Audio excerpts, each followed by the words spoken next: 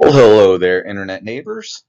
It is the Prospiracy Theorist here today, aka Iggy Wadadwa, aka Michael Harvey. And I'd like to get started before we get started on the monetary system with a little prayer. Good will conquer evil, love will conquer hate. Manas in Lakesh, Namaste, Ubuntu, love. A little love goes a really long way. So our current monetary system is what's called a fiat currency, and that's because there's no natural resource backing it. At least that's my understanding what a fiat currency is. So we have an unbacked currency that actually requires us to incur debt in order to print. We issue treasury bills in the open market, and those treasury bills are essentially bonds. They are an obligation to pay back principal and interest. So, in order for us to print money under our current system, we issue debt. Therefore, I am personally of the belief, the fact that, and I think it's a fact, but we can argue about it. If you incur debt in order to print money, and money is what you use to pay bills, you can never pay off the national debt. Now, theoretically, you could if you were exporting way more than you were importing, but that's economics mumbo jumbo, and in reality, we'll never be able to pay off the debt in our current system. That's a problem. And with my finance and accounting background and years in banking, I came up with a solution to that. The only natural resource on the planet, I mean, other than air, but you can't really capture air, that is capturable and manageable that could be used to back a currency is, in my opinion, water. And seeing as we're 70% water and the planet's 70% water and money is what we use to transact business, I think it's a perfect marriage.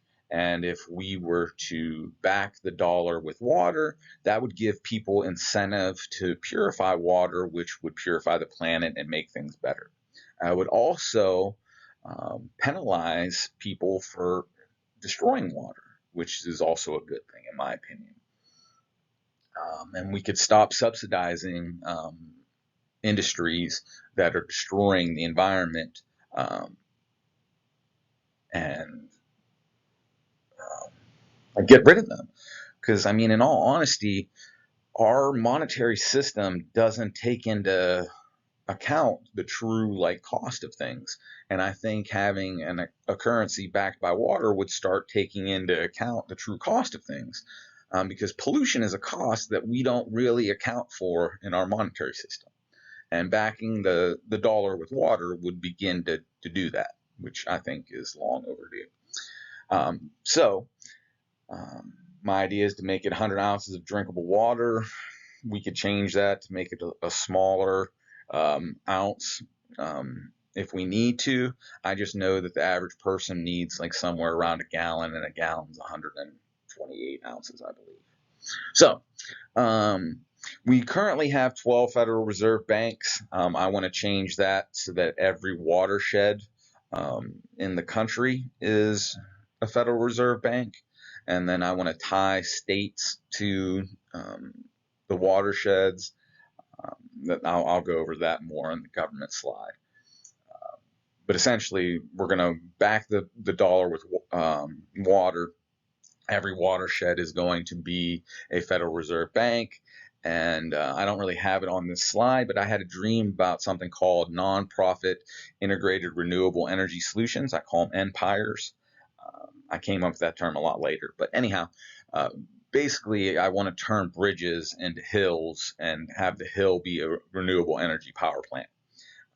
Cover the hill with solar panels and wind turbines, use that electricity to boil water, use the boiled water to spin turbines, using steam power to generate electricity that way. And doing that, your byproduct would be distilled water. And so that's what I really want. I want to create as much clean water as possible. And so empires is a big part of that. And then I want them to be set up. I don't want credit for it, like monetary credit. I want the publicity and like become the leader, but I don't want to become a billionaire. I think being a billionaire is a sin. Um, just my personal opinion. I'm not going to get, that's a whole nother topic. So staying on topic, the dollar is currently printed on cotton paper, which is why you can wash it and it doesn't disintegrate like a receipt does. I want to print it on hemp, which would like keep that same attribute of being able to run through the laundry without being destroyed, but instead of it being printed on cotton, which is not as good for the environment, it would be printed on hemp, which pulls down the carbon faster. Like cotton takes like a whole year to grow, and in the same time you can do like 2 or 3 hemp harvests, so it grows a lot faster. And seeing as 90 some percent of a plant is pulled from the air, it doesn't get its mass from the seed or the dirt. It just pulls most of its mass out of thin air and makes it from the air, which is what we want, to pull the carbon out of the air and help reverse climate change. So printing it on hemp would help with that. And I essentially want to get rid of Wall Street and capitalism and create some new street, like call it Main Street, I don't care, that measures well-being instead of wealth. Because right now, like the better Wall Street does, the worse your average person does, and that's not a mistake.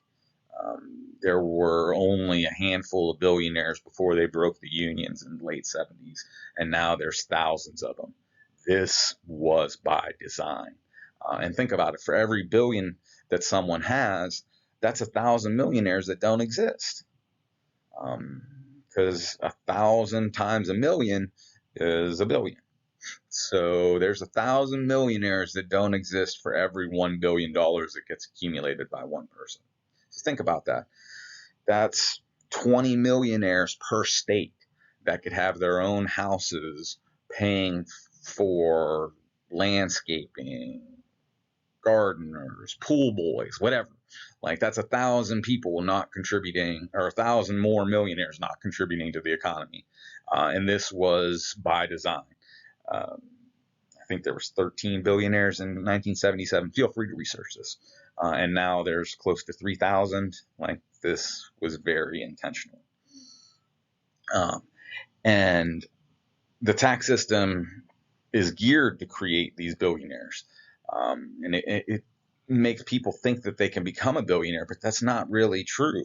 Like if you made $1 million a year from the time you were born until your 100th birthday, $1 million a year, and never paid a single bill, nothing, never bought a gift, never spent a single penny, you would not be a billionaire when you died.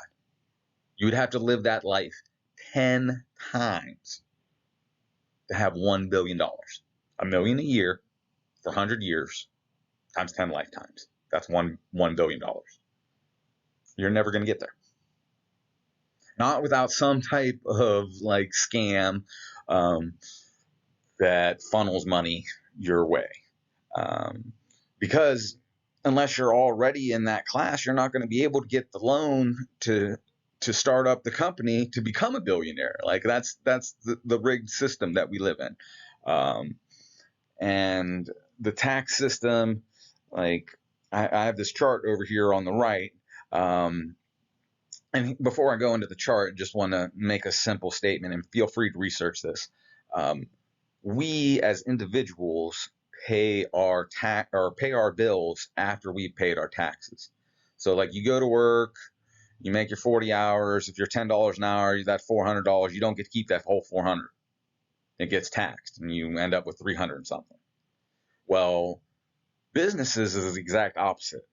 They pay their bills from that $400, and then if they have anything left, then they pay taxes, which is how they lie and say they spent all this money and don't pay taxes, because they'll like put it in like banks. I was in banking.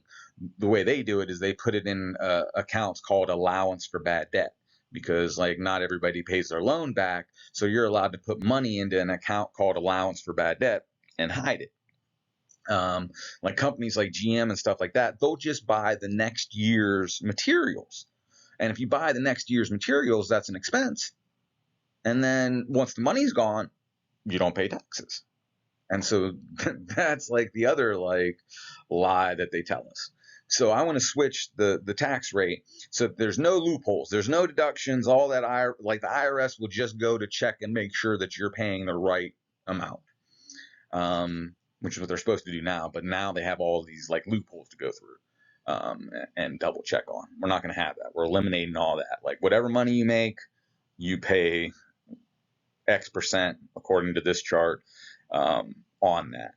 And the only difference I'm going to make to kind of make it even it up for people is their first $24,000 or $2,000 a month doesn't get taxed. And that's just so people can live. Like, I mean, if you're making less than $2,000 a month, like all your money is needed for the essentials of life so that you can continue living. And right now we live in a system that I think is just trying to kill us. Like, I think capitalism tries to kill us.